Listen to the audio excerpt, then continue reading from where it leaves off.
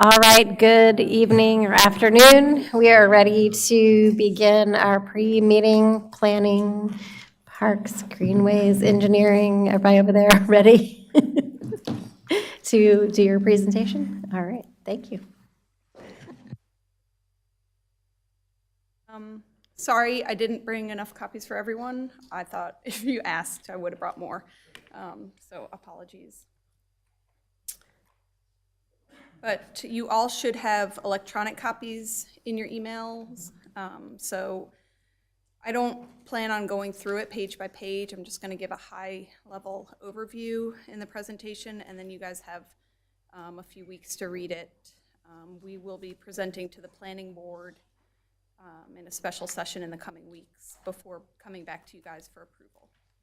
So just wanted to start by framing this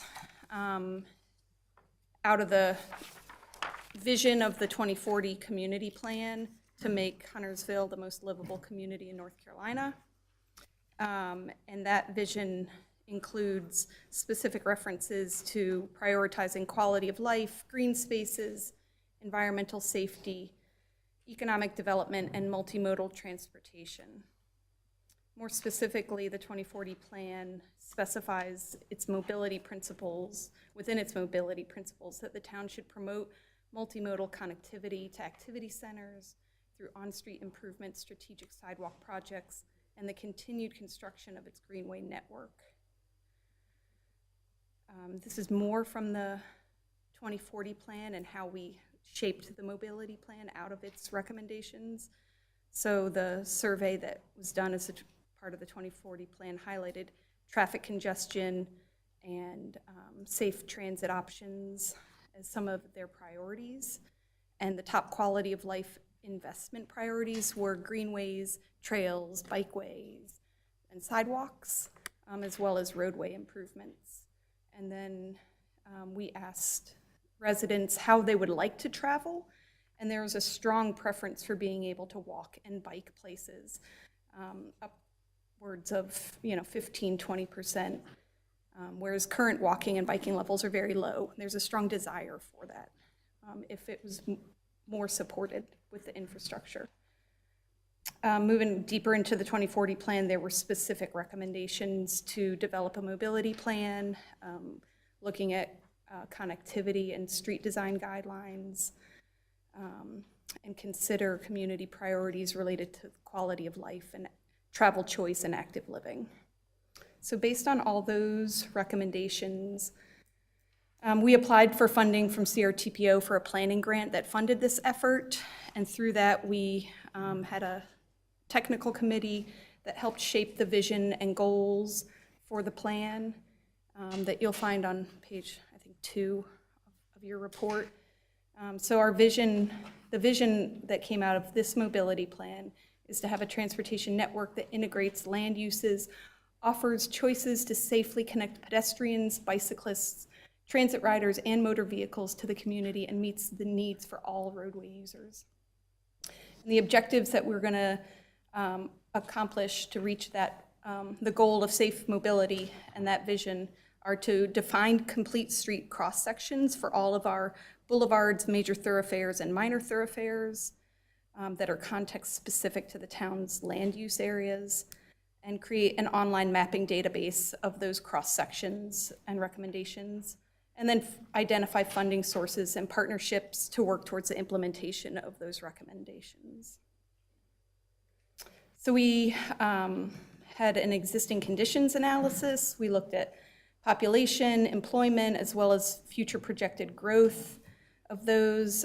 We looked at the existing thoroughfare network, land uses, future land uses, and commuting patterns. We looked at the maintenance responsibility of all of our roadways, whether it was NCDOT or town maintained, the functional classification under the federal aid system, existing pedestrian and bicycle facilities, existing transit service routes, and traffic counts, both vehicular and bike and ped traffic counts. We then analyzed our streets for how well they are meeting complete street design guidelines, and big picture, about 70% of our roadways have neither sidewalks or bike lanes. They're just roads. I think something on the order of 20% of our roads also have sidewalks. Less than 8% have both sidewalks and bike lanes. Again, a majority have neither. We also looked at typical constraints to bike and ped travel in terms of high-speed roadways and bridges that lack multimodal facilities. We then identified key gaps in the bike and ped network around schools, parks, and employment centers and shopping centers. We reviewed the bike plan to incorporate those recommendations onto our street network. We looked at historic thoroughfare development, and the first thoroughfare plan to cover our area that came out of the Charlotte area regional studies was done in 1988. Since then, 1.6 miles of thoroughfares have been built. That's it. So we've grown from 3,000 people to nearly 70,000, and we've not built much on our thoroughfare network that's been recommended for the better part of 30 years. And the plan also reviews traffic growth on our major corridors. So that's kind of the high-level summary of all the analyses that went behind this. And then getting to the meat of the recommendations to develop cross-sections across the 4 roadway types and across the different land use contexts. So we have boulevards, major thoroughfares, and minor thoroughfares, which are defined by the CRTPO's Comprehensive Transportation Plan. We also included in our study local roads that serve and function as thoroughfares, like McElwain, Ranson Road, and Asbury Chapel Road. And then the land use characters were defined in the 2040 plan. So you have the community core down the center, and then the transitional zone heading out towards the open space and rural characters out in the kind of east and west, and mixed use and activity centers at major kind of intersections. We did a bit of a matrix analysis looking at where those boulevards crossed through the different community contexts, and looked at current traffic pattern or traffic counts and future projected traffic counts to help us define the street cross-section and how many lanes. We did that for the boulevards, the major thoroughfares, and the minor thoroughfares. And then we came up with the design for those cross-sections. So we have the core boulevards are 73, 21, and Gilead Road, as well as sections of Mount Holly, Huntersville, and Hambright Road. We defined a rural boulevard, Prosperity Church Road, and the Vance Road extension and Gilead Road out in the west. Major thoroughfares and core thoroughfares, mostly 3-lane sections. We made some special context cross sections where we were constrained up against the railroad on 115. There's transition thoroughfares and rural thoroughfares that have fewer road lanes and also just a multi-use path on one side rather than both sides as you get out towards more rural areas of town, and especially in the critical watershed area in the southwest of our town. And then we have some special case cross sections that we applied to some of our roads that they're just particular cases in the mixed use and activity centers, Church Street, where it abuts the railroad's tracks, and you can only get a side path on one side. So that would be like the Seam Trail that's planned. And then another handful of special case cross sections where we'll just have to retrofit multi-use paths in places where there's already like curb and sidewalk, and there's not a whole lot of room for multi-use paths. So maybe just one on one side. This is just a map of all of the cross sections across town that's in the report. We also then looked at the implementation step that it would take to bring each of these corridors up to the full extent of the cross section. So some will require a complete streets kind of overhaul. Some are new roadway constructions like the Farrelltown Parkway, Prosperity Church Road, and Vance Road Extension. And some just require adding the multi-use paths on one or both sides. And then a couple of them just require restriping, buffered bike lanes. We put this into a GIS database and then have created an online map that we've already been using internally with the planning department, but plan to make this public facing through our website, where you'll be able to click on a road and it'll bring up the details of the cross section, and you can access the picture of the cross section that you saw in these previous slides for that particular road. And then there's a final chapter with some strategies for moving forward with these recommendations and specific action steps to take in the near future. And that's kind of the gist of it. But again, our goal is to make Huntersville the most livable community by building out our complete streets network. And I'm happy to take any questions.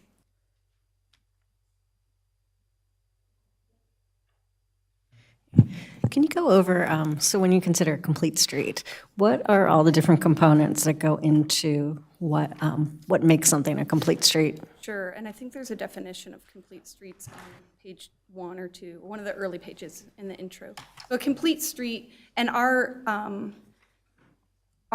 ordinance already defines our streets as complete streets, as serving all modes of transportation. So making sure that we incorporate bike facilities, pedestrian facilities, and access to transit, as well as vehicular lanes in all of our streets in a context-sensitive manner. So if you're out in the rural parts of town where you don't expect a lot of pedestrian activity, you don't necessarily need sidewalks on both sides, but you should provide something to anticipate that there are some people walking.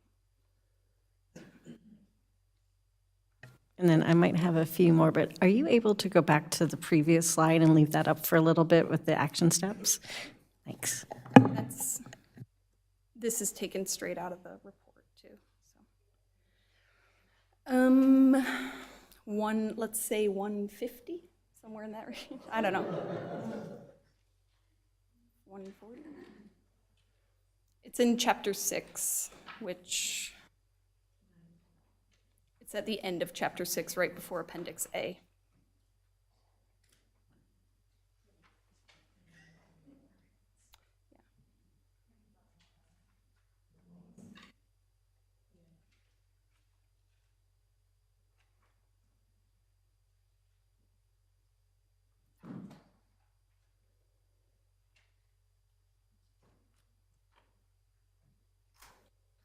While they're all looking at that, how does this integrate with our Vision Zero program that you're working on as well? I mean, for identifying the facilities that we need to build is kind of the base level of providing safe facilities. So if you don't have bike and pedestrian facilities along your roads, you have people walking in the ditch or along the white line. So this is kind of the basic, bare minimum that you can do to provide safe facilities. And 90% of the roadways are recommended to have multi-use paths serving as a bike and pedestrian facility, as opposed to on-street bike lanes, because we've found that bike lanes are not used because people don't feel safe on them with just a painted stripe separating them from traffic. And when they don't get used, they just provide extra width for cars to drive faster. So they actually create an even more unsafe environment. So we tried to provide recommendations for separated facilities on all the corridors for bikes and pedestrians.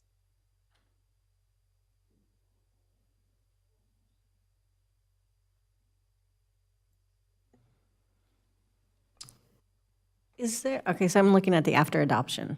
Do we have an idea of updating our zoning ordinances?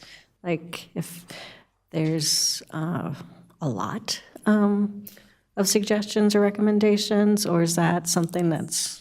It shouldn't be a lot, but we'll have to update the references to the widths of sidewalks and bike lanes to be, to match up with the recommendations for multi-use paths on most roadways. So it will require some deep dive poring over the language, but it's not difficult. Okay. And then the only other question I have right now is I'm kind of curious, when so many of our roads are kind of NCDOT maintained and run, how can something like this work in those areas? I mean, is DOT also shifting to some of the things that are recommended in this, or like what can that look like? Yes, on numbered routes like our US 21 and 73 and 115, NCDOT has shifted towards not recommending on-street bike lanes and putting them behind the curb in multi-use paths. And in addition, NCDOT has adopted a complete streets policy. And so historically, they didn't pay for bike and pedestrian facilities, but now they will if it's on an adopted plan. So if we have an adopted plan that recommends these bike and ped facilities, they will fund them as part of their roadway project improvements. So It's still difficult to get just bike and ped projects funded as standalone projects because North Carolina general statutes prohibit standalone, like state funding to go towards standalone bike ped projects. They can be funded as part of a roadway improvement, but state funding can't go towards just adding side paths. But a couple of years ago, NCDOT did have separate funding for, I forget what it was called, but it was just for side paths and multimodal facilities. They didn't renew it, but it could come back. But that's where CRTPO funding and federal grants, if they continue, will come in handy. do we know for NC 73, is that design still in process? I know. Parts of it have been delayed, and sorry, I don't have all the dates right at the tip of my tongue, but most of those roadways improvements are funded and scheduled for the next coming years, like, what, 2026 and 2029? Yeah, for some of them, but they include side paths for the most part. There are some sections that are just sidewalks. Okay, so I'm pretty sure this online map links, well, actually, already our transportation projects page has details on those, and you can see on the NCDOT website the cross sections for those, but they include side paths for a good majority of those roadway projects. Okay, yeah, I knew that did include side paths. I think one thing I might want to see in the coming near future is what projects are on their schedule, that, because you mentioned that the plan needs to be adopted for us to ask and see. So I would be really interested in hearing if we have, like, what priorities we might. So it does, like, projects that are already underway and that were already underway before the Complete Streets policy was adopted by NCDOT don't qualify. And so some of those NC 73 projects, I think we're paying for those side paths, or at least a proportion of them. But moving forward, we don't have to. And a lot of these recommendations for side paths are already in our bike plan, which is adopted, so they should already be kind of, yeah, under the the timeline. Counts as an adopted plan and for them. And it was adopted in 2020. And I think the Complete Streets policy, NCDOT's Complete Streets policy was adopted in like 2019 or something like that. I don't know, you're testing me. But the bike plan suffices. Yeah. Yeah.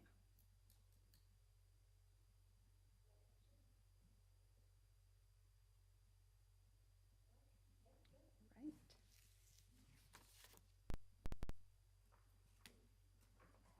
We will be back here at 6 o'clock for our regular scheduled meeting.